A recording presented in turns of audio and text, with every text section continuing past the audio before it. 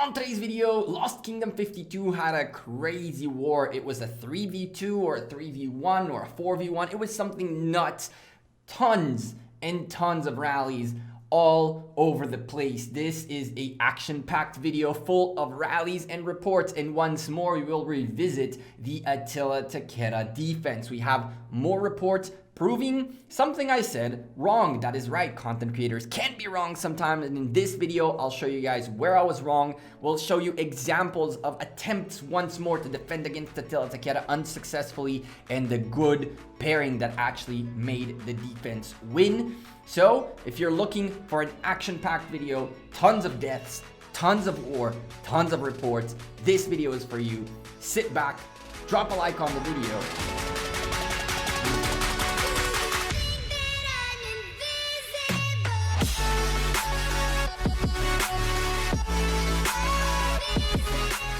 Hey there YouTube, welcome back to Gekko Gaming. We're back to another Lost Kingdom, this time Lost Kingdom 52. Both sides hit me up and were like, yo, this is gonna be a 3 or a 4v1 of madness. This is the folks of 411 against 3 other kingdoms, and listen, 411 are a nuts kingdom, but we'll get to that in a moment. For now, I am a sponsored creator by Rise of Kingdoms. If you enjoy the content, if you found it informative, helpful, useful, drop a like on the video. 56.7% of you are not subscribed. What are you waiting for? Hit that subscribe, turn on the bell, and if you have any comments, questions, or suggestions, the comments down below is the place, or my Discord server, which is linked as well in the description. Anyway, Lost Kingdom 52 happened. This happened last week. What I need you to understand before we start is when I cover a Lost Kingdom, most of the times one or both sides hit me up and let me know of what's going on. They send me reports, they send me strategies, they send me ideas, they send me timings of things that they do. And then they give me the responsibility, and they trust me with information to create content of them, but also not to jeopardize their war. A couple of you have commented in the previous videos something along the lines of, well, that Lost Kingdom doesn't look like that anymore. They've already taken all the buildings. They've already done all these things. Understand one thing. When I cover a Lost Kingdom, I do it in delay. That way, I don't jeopardize the war efforts of either side. So if you haven't gotten that yet, now you know. If you still refuse to accept it, I can't do anything about that. So this Lost Kingdom opened up with madness. The folks of Red Team, which are Kingdom 411, had pretty much all of the bottom right side of the map, right? They were the corner kingdom, and they had to the point where they also owned all of their bottom zone 6 of the old Lost Kingdom map. This is the right zone 6, which had 3 enemies going up against the Red Team. They didn't have to come here, but they chose to get here to smash into the 3 kingdoms going up against them. Now, honestly, I was super impressed early on by the effort of the 3 kingdoms to coordinate against the 1. The problem is, for some weird reason, they started falling apart in their own communication, and from my understanding of things, things didn't end up very well. We'll leave that for tomorrow's video, which is also about this. In this video, I really wanted to retouch on a point from our last war video in Lost Kingdom. I believe it was 37. In that video, I showed you guys a bunch of reports of Attila Takeda rallying the heck out of things, and we talked about the pairings that are good to counter Attila Takeda. A couple of you mentioned that my analysis was wrong, and that having Charles Martel at the front is better than having Constantine. Talking about the fact that Constantine and Charles are the 2 commanders that are nowadays used to counter Attila Takeda. And you guys are completely right. As a content creator, I don't have access to everything. I wish we had test servers where I could take all the commanders, try all the pairings, try to fight non-individuals who are in the game, like some NPCs or something, to try to figure out, simulate situations to get better data. I don't have neither Attila nor Takeda maxed out, or Constantine for that matter. So I rely sometimes on reports and analysis and things of people who do have the opportunity to fight with or against these commanders.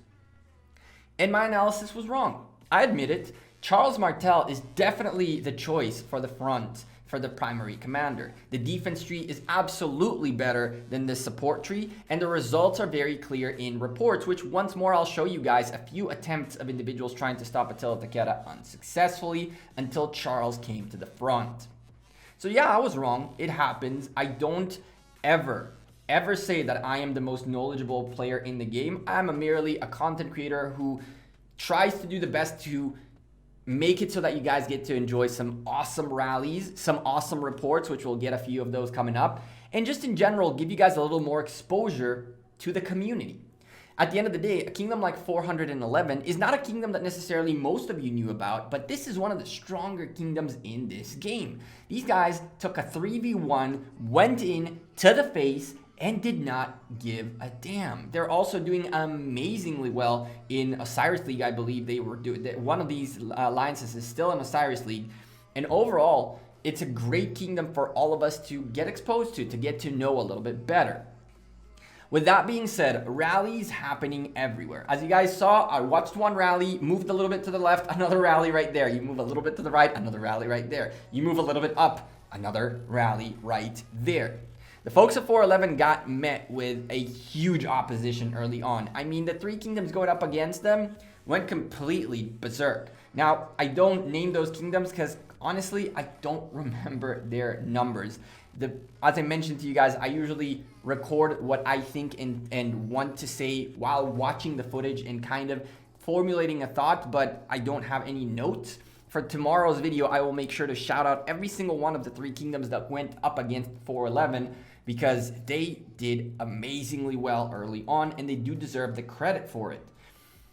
411 didn't care about anything. If they got rallied by Attila Takeda, they put a Charles Martel Constantine on the flag and just stopped it. They counter-rallied with calves, which was a great idea, but again, the presence by these other kingdoms, M9R, M8R, and all these other alliances was so big that it was impossible to just stop it.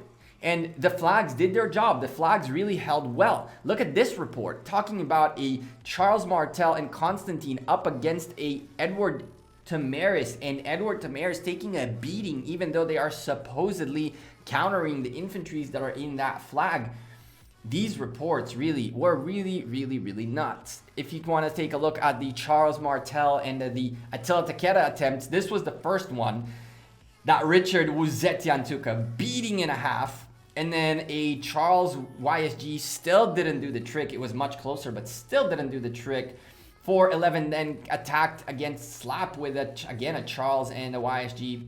Not so good. Constantine and Charles by M9R managed to do much of nothing, but 411 with a Charles Constantine actually beat the hell out of a Attila Takeda. Now, unfortunately, those reports I got as pictures, and I'm not entirely sure whether you guys got to see them. If you guys think that that was a bit too fast, let me know in the comments, so next time I'll leave them a little bit longer on the screen. I usually leave them about that amount of time. Constantine Charles Martel and Constantine really proved themselves, especially when it comes to a good Charles Martel build. Now, if this video hits by tomorrow's video, I don't know, 250 likes is a lot to ask for, but we'll try. I will post the Charles Martel tree that I currently have that I know that is the initial tree that folks are still using nowadays for the majority to hold on against a an Attila Takeda. And spoiler alert, if you guys watch the stream, I have shown it on stream at least once. It's the current tree that I rock on my Charles. This Lost Kingdom had multiple frontiers, multiple fights happening at the same time, and red team was everywhere. They went up against pink, they went up against blue, they went up against orange, and sometimes they took double rallies, sometimes they took triple rallies. At some point it became triple rallies. No care in the world. These guys fought like crazy. The Attila Takeda rallies just beat the heck out of everything. And this actually gave me a very interesting insight to the game and a small advice and tip for you guys.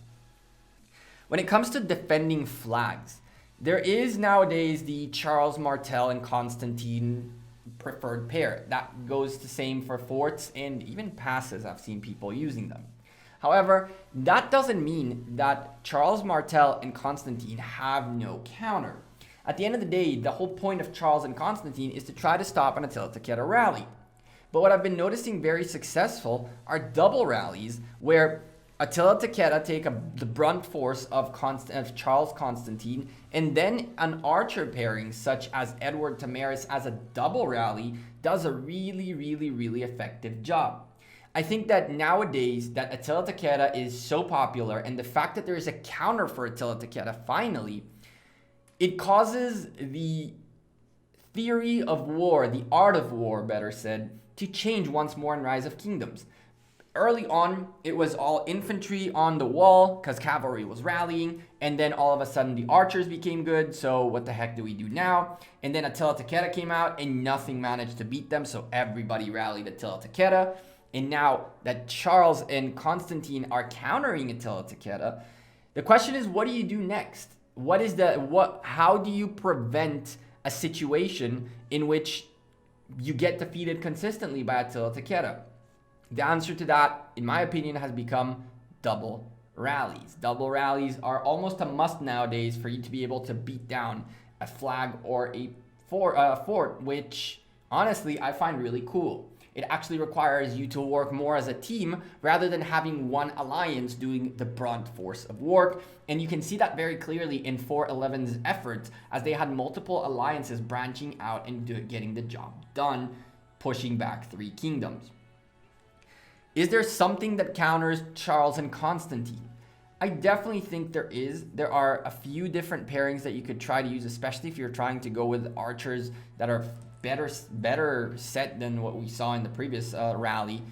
There are ways to counter Charles and Constantine. The thing about Charles and Constantine is that you are going to need to get a little creative. Sending consistent marches when it comes to Attila Takeda rallying you, Attila Takeda rallying you, Attila Takeda rallying you consistently, Charles Martel and Constantine will take care of that. Now, as an aggressor, you need to start playing with the defense a little more. It's not going to be only Attila Takeda rallies consistently. You have to be able to hit with a few Attila Takedas, switch it up a little bit, cause confusion in the defensive side, manage to keep them on their toes consistently. Now, yes, as a defender, you know what is coming. You can see the rally, you can see the commanders, you know what is coming to you. But at some point, after hours of getting rallied, people start slipping. So the art of war, of Rise of Kingdoms of 2020, in my opinion, has become less of a straightforward thing, but more of a, if you're a defender, you need to keep your eye consistently to make sure if it's an Attila Takeda, this is your pairing. If it's not, you might want to switch it up. If it's a double rally versus a one rally, what do you do in that scenario? As well as if you are an aggressor, sending consistent Attila Takeda marches non-stop has become an issue because, again, a good Charles and Constantine can take care of that. So the art of war of Rise of Kingdoms in 2020 has changed drastically. And I think that we're going to see in the next month or so, as more Lost Kingdoms open up, my Lost Kingdom and Kingdom 59 is starting up very soon, and a bunch of other Lost Kingdoms within that first group, the new Light and Darkness mode is in. We're going to see how the older kingdoms, the ones that have been here for all the Lost Kingdom seasons in the past, in the first map, adapt to the new map as well as adapt to the meta. We've seen these kingdoms from Kingdom 93 to Kingdom 46 to Kingdom 59 to Kingdoms 157, 103, 196, and so many more, 86, and so many more of these kingdoms shifting the meta and having this situation in which the game changes entirely because of things that they do, that I feel like this set of Lost Light and Darkness is going to really explain how you deal with Attila Takeda, as well as how you become a bit more creative in your offensive strategies beyond just Attila Takeda go, Attila Takeda go, Attila Takeda go, which was most of the Lost Kingdoms that have happened up to now. Up until the debuff of Attila and the buff of Constantine, it was Attila Takeda, Attila Takeda, Attila Takeda, Attila Takeda. You have it, cool. You don't have it, you lose. Same goes, by the way, for Osiris League. Osiris League Kingdoms are proving and alliances are proving that you don't need 4 Attila Takeda rallies to be a successful ARC team. Initially, when Attila Takeda came out, Arc of Osiris's, not Osiris League, were so packed with Attila Takedas only that it was truly, truly difficult to figure out how can you become a better team. Honestly, I love what's going on, what went down in Kingdom 52. Tomorrow, I'll let you guys know how this ended up. If you want to just spoil it and go to Kingdom 52 and see it yourself, you'll see.